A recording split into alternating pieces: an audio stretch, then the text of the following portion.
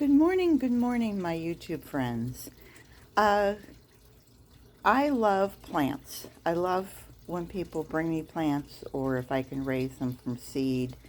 And I want to tell you a little story. We live in a development, and our development has not YouTube, but it's called Next Door, and we can go online, and people who live in our area can join it, and we trade things. And when I had loads and loads of aloe plants, I put up a sign that on the computer that said I had them for free, and I ended up giving 160 plants away in a matter of just 2 or 3 days.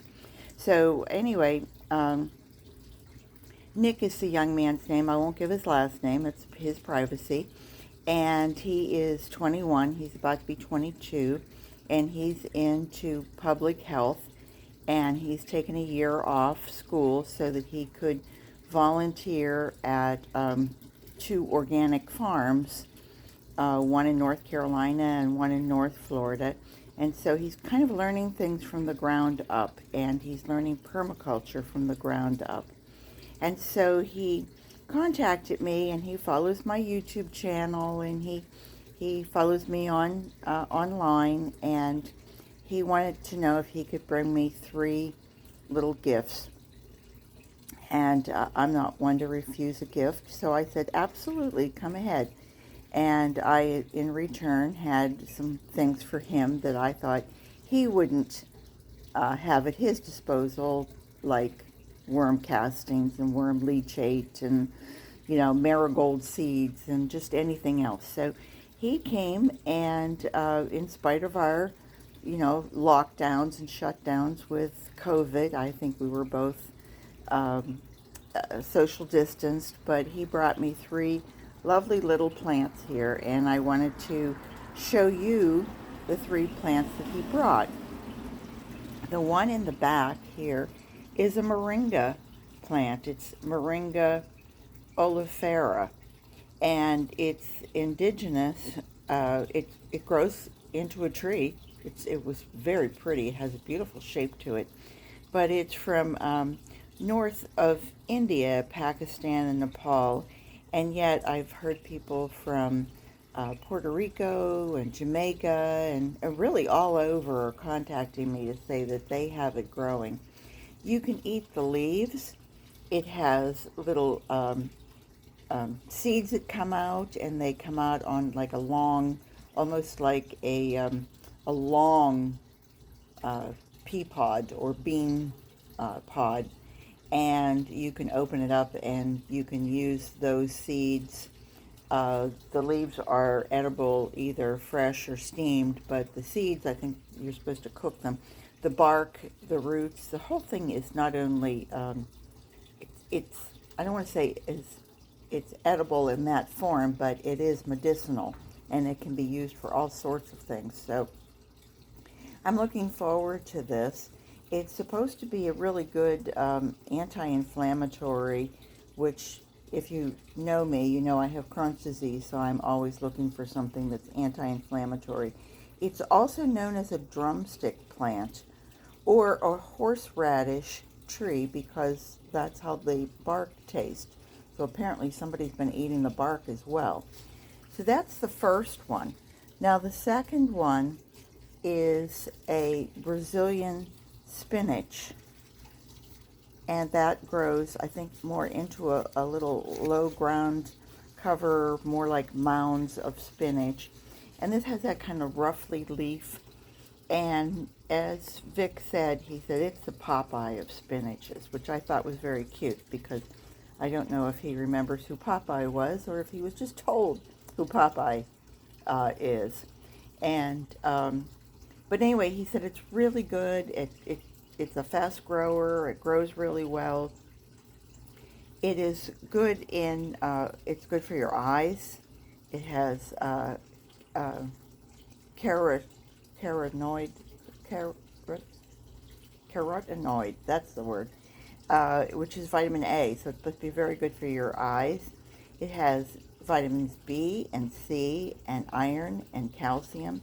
It's high in folic acid. It has fiber in it. It has potassium in it. It fights against cancer. I mean, I'm going to eat it just for all of the above. And he said it tastes good, which is that's the end all for me, because in all the years that I've been fighting Crohn's disease, and that's been for the last 40, I've eaten some things that weren't very good because somebody said they're anti-inflammatory. So anyway, I hope you'll add this to your food forest as I'm adding it to mine.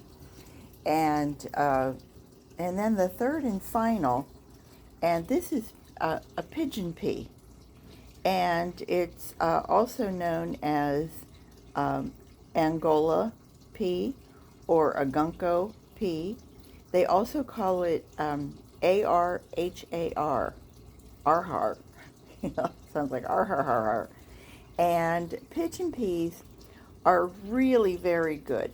Now this one I'm familiar with because about 6 months ago my husband came home with, Goya is the brand, but a can of pigeon peas, and he said, hey, let's try these. Let's try, and let's try lentils, and let's try some other beans. Now with Crohn's you have to be kind of careful because it does add bulk to your system, and you take it easy, you know. So I found, though, that sometimes in the early years they were always saying no fiber, no roughage, nothing fresh, you know, you don't want to hurt your system. And now the school of thought for Crohn's disease is to bulk it up and clean things out so that your system is truly clean. So anyway, this is just a little, you can see how that's probably about 8 inches tall. I'm trying to get a measurement there. And I have a friend down in Miami, Marilee, and she is from Puerto Rico, and she said, make sure that you give it, like a trellis or something that can help it to grow upward and to stand tall. And I believe I can also, once it gets going, I can also like pinch it so that it will divide and, go in 2 different directions. So those were my 3 additions to my new food forest that I keep adding things to.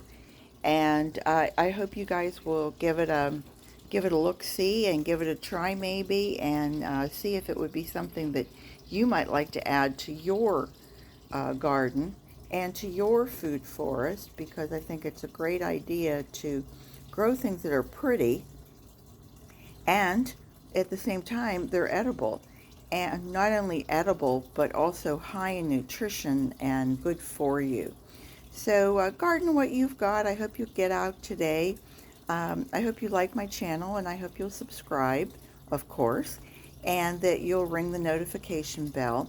And most importantly, I hope you'll give me a thumbs up and leave me a note as to if you like my channel. So take care, everyone, and I hope to see you all real soon. Bye-bye.